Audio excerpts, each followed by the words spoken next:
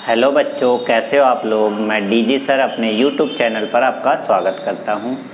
आज हम लोग एस ब्लॉक एलिमेंट जो पहला लेक्चर हो चुका है उसका सेकंड लेक्चर पढ़ने जा रहे हैं। वो हम लोग एस ब्लॉक एलिमेंट में भी दो ग्रुप थे, first A and second A. First A को क्या कहते थे हम लोग, alkali metal, and second A को क्या कहते हैं, एल्कलाइन अर्थ मेटल। मतलब क्षार धातु, हिंदी में बोले तो क्षारीय मृदा धातु। तो हम लोग क्षार धातु के बारे में डिस्कस कर रहे थे, जिसकी कुछ प्रॉपर्टी हम लोगों ने डिस्कस की थी, कुछ फिजिकल प्रॉपर्टी बची हुई थी जो बहुत इंपॉर्टेंट है, लेकिन हमें डिस्कस करना है इस लेक्चर में भी। थोड़ी बहुत जो बची हैं उसकी प्रॉपर्टी को डिस्कस करते हैं। देखिए, इलेक्ट्रोनेगेटिविटी शॉर्ट में EN से रिप्रेजेंट करते हैं, हिंदी में कहते हैं विद्युत ऋणात्मकता, और इंग्लिश में इलेक्ट्रोनेगेटिविटी क्या कहते हैं, इलेक्ट्रोनेगेटिविटी, विद्युत ऋणात्मकता। विद्युत ऋणात्मकता होती क्या है, बॉन्डेड इलेक्ट्रॉन को, बॉन्डेड मीन्स बॉन्ड बना हुआ इलेक्ट्रॉन जो होगा उसको अपनी तरफ अट्रैक्ट करने की कैपेसिटी। जैसे अगर एग्जांपल लें, जैसे HCl है, इसने बॉन्ड बनाया है, HCl के साथ सिंगल बॉन्ड, एक इलेक्ट्रॉन इसका होगा, एक इलेक्ट्रॉन इसका होगा। पर क्लोरीन ज़्यादा इलेक्ट्रोनेगेटिव है देन हाइड्रोजन। ये पॉलिंग स्केल पीरियडिक टेबल में हम लोग पढ़े थे। तो अधिक इलेक्ट्रोनेगेटिव होने की वजह से हम कहेंगे कि बॉन्डेड इलेक्ट्रॉन पार्शियली इधर शिफ्ट हो जाएगा, इसलिए नेगेटिव चार्ज इस क्लोरीन पे आएगा, पॉजिटिव चार्ज पार्शियल इस पे आएगा, इसलिए बॉन्ड भी पोलर हो जाता है, और इसी प्रोसेस को इलेक्ट्रोनेगेटिविटी कहते हैं।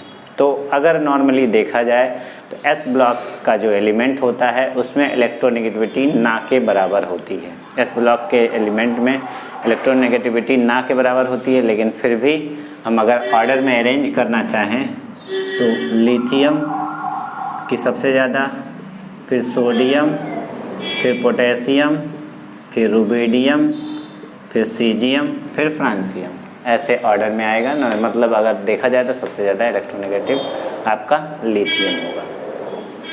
उसके बाद इलेक्ट्रोपॉजिटिव कैरेक्टर हम लोग डिस्कस कर लिए हैं। वो तो ऊपर से नीचे जाने पर इलेक्ट्रोपॉजिटिव कैरेक्टर क्या होता जाता था, बढ़ता जाता था, यानी डिस्कस हो चुका है। लिथियम से ज़्यादा सोडियम का, सोडियम से ज़्यादा पोटेशियम का, पोटेशियम से ज़्यादा रुबिडियम का, रुबिडियम के ज़्यादा सीजियम का, इलेक्ट्रोपॉजिटिव कैरेक्टर। इसी पर बेस्ड देखिए, electropositive character means capacity to donate electron, अपना इलेक्ट्रॉन छोड़ने की क्षमता, कैपेसिटी क्या कहलाती है, उसकी बेसिसिटी भी कहलाती है। और हम जितना आसानी से कोई मेटल इलेक्ट्रॉन रिलीज करता है वो उसकी बेसिसिटी होती है। और एक चीज़, अगर इलेक्ट्रॉन रिलीज करेगा तो चार्ज कैसा आएगा, प्लस चार्ज। कौन सा चार्ज आएगा, प्लस चार्ज। इस बेस पे हम अगर रिड्यूसिंग पावर का रिड्यूसिंग पावर का कंपैरिजन करें कि कौन सबसे ज़्यादा रिड्यूसिंग पावर रखता है, तो जो जितना रिड्यूसिंग पावर मीन्स होता क्या है, दूसरे को रिड्यूस करने की कैपेसिटी। तो जो जितना आसानी से खुद ऑक्सीडाइज होगा, ऑक्सीडाइज मतलब लॉस ऑफ इलेक्ट्रॉन होगा, जिसका खुद का इलेक्ट्रॉन लॉस होगा वो दूसरे को इलेक्ट्रॉन ईजिली दे पाएगा। इसलिए अगर इसमें ऑर्डर देखें तो सबसे ज़्यादा आसानी से इलेक्ट्रॉन कौन रिलीज कर सकता है, अगर प्लस चार्ज हटा दें तो सबसे आसानी से सीजियम रिलीज कर सकता है। तो इसलिए रिड्यूसिंग पावर भी किसकी हो जाएगी, सीजियम की ज़्यादा, फिर रुबिडियम, फिर पोटेशियम, फिर सोडियम, फिर लिथियम। अगर ऑर्डर देखा जाए तो ये ऑर्डर होगा। ठीक, कभी कभी क्वेश्चन रिड्यूसिंग पावर पे भी आ जाता है। अब आते हैं फोटो इलेक्ट्रिक इफेक्ट।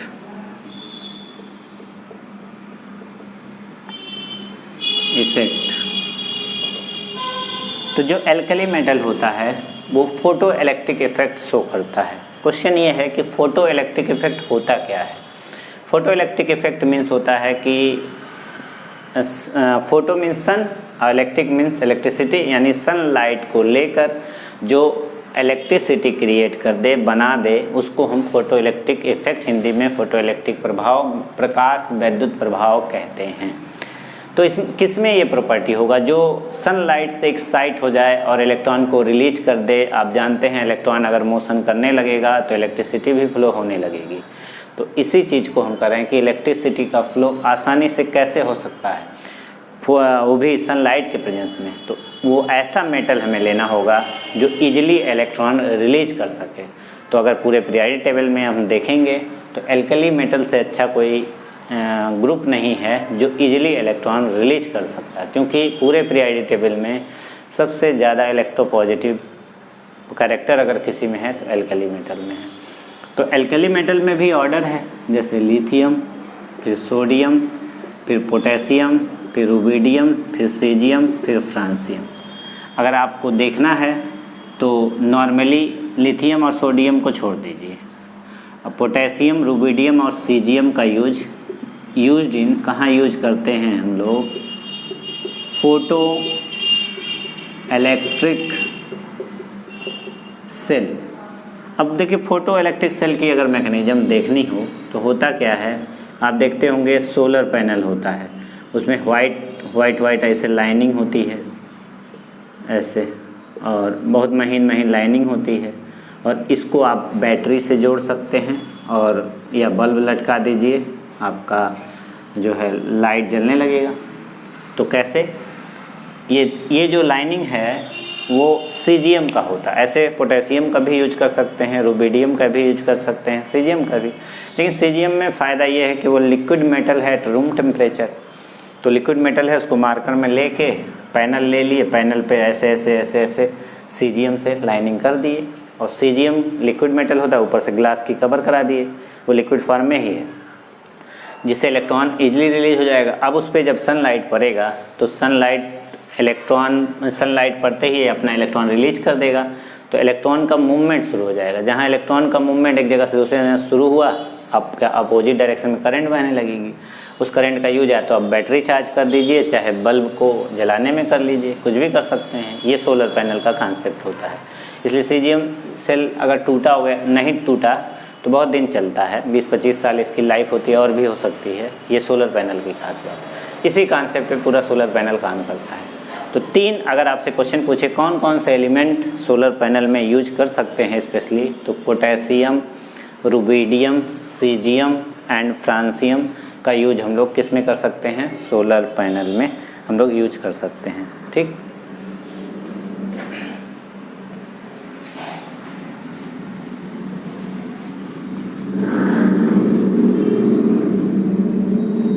तो ये फोटो इलेक्ट्रिक के लिए भी बहुत इम्पॉर्टेंट है। अब देखिए एक चीज़, कलर, फ्लेम पर कलर देना, ज्वाला के रंग हिंदी में बोलते हैं, इंग्लिश में flame of colour. Flame of colour का मतलब क्या है?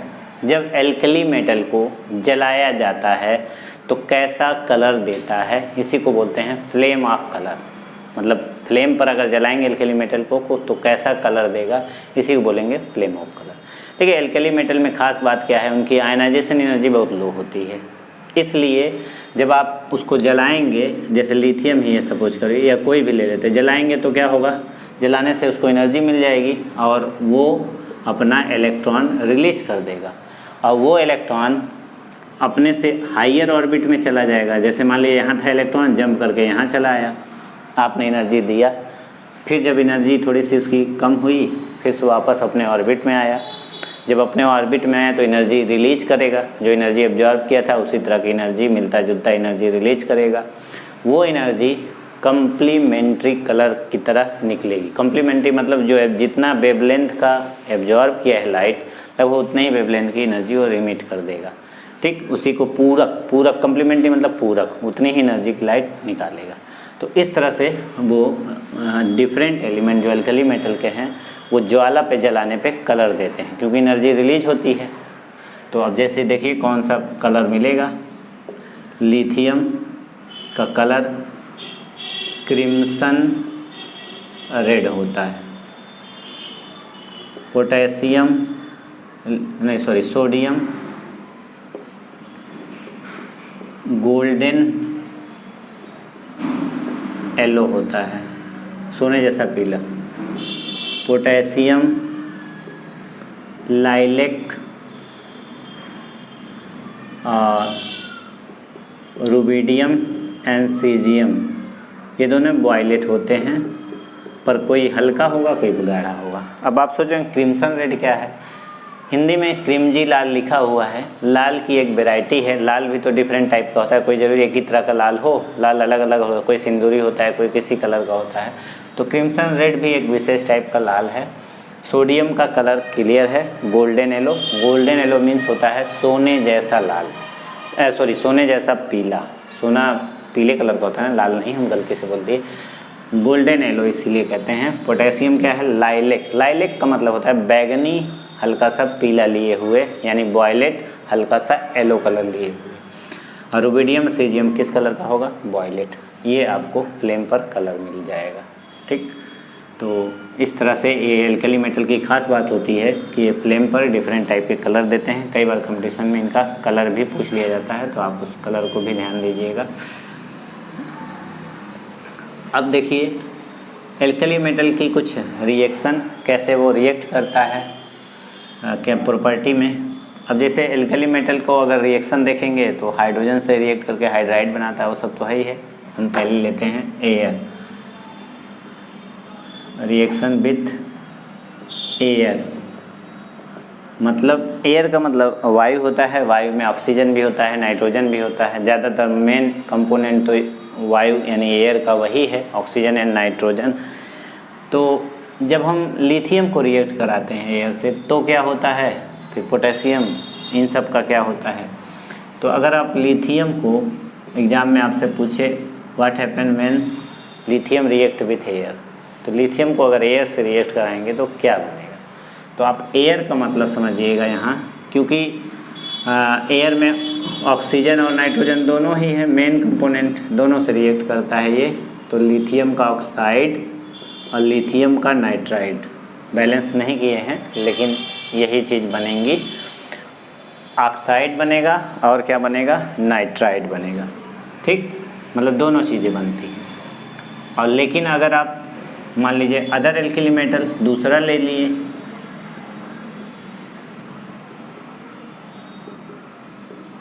इसकी रिएक्शन करा दिए, मान लीजिए सोडियम रिएक्शन करा दिए या पोटेशियम, ये सब के लिए हमने एक लिया। जैसे सोडियम है, इसको अगर एयर से रिएक्शन कराए तो ये नाइट्राइड नहीं बनाएगा, ऑक्साइड ही बनाएगा। तो सबसे पहले Na2O, ठीक, ऑक्साइड बना लेगा। एयर से जब रिएक्ट करेगा तो ऑक्साइड बनाएगा। उसके बाद एटमॉस्फेयर में बहुत सारा मॉइस्चर होता है। मॉइस्चर मीन्स वाटर, उससे रिएक्शन करके ये NaOH बना लेगा, सोडियम हाइड्रोक्साइड। आप बैलेंस कर लीजिए, वाटर से रिएक्शन भी करा सकते हैं।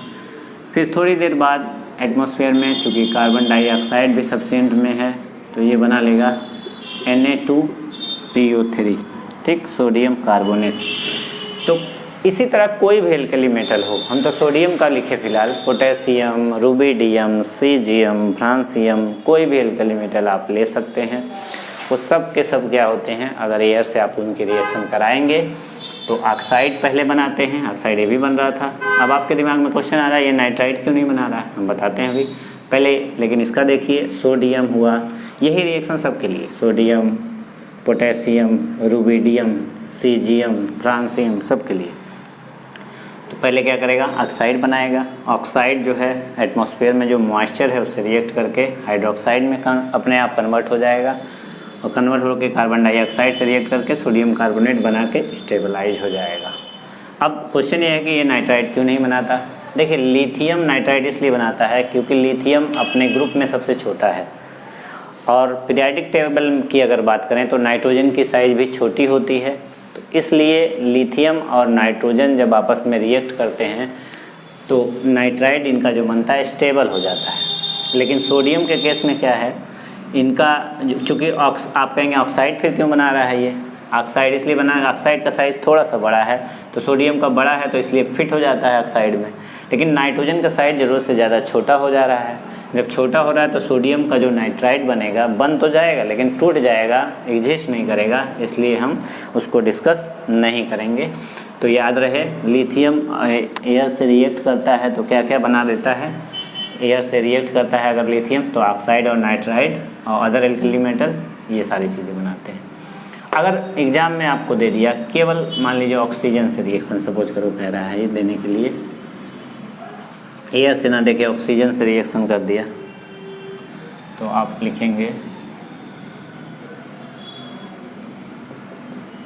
रिएक्शन विथ ऑक्सीजन, ऑक्सीजन के साथ रिएक्शन अगर आप कराएंगे तो देखिए जो लिथियम है, अब देखिए एल्कली मेटल, लिथियम अगर ऑक्सीजन से रिएक्ट करता है तो Li2O, ठीक, तो हाफ O2 ले लीजिए और 2 लिथियम ले लिए, मतलब लिथियम अगर ऑक्सीजन से रिएक्ट करता है तो ये क्या बनाता है आपको पता है, ऑक्साइड। यहाँ नाइट्रोजन नहीं ले रहे हैं क्योंकि पर्सनली ऑक्सीजन से रिएक्शन करा रहे हैं, एयर से नहीं करा रहे हैं। एयर का मतलब दोनों चीज़ हो गया और यहाँ ऑक्सीजन से मतलब है।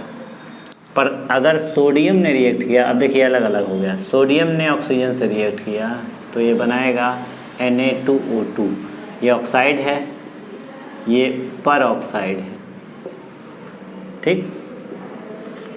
फिर पोटेशियम, रुबिडियम, सीजियम, ये अगर ऑक्सीजन से रिएक्शन करता है तो सुपर ऑक्साइड बनाता है, इसको कहते हैं सुपर ऑक्साइड।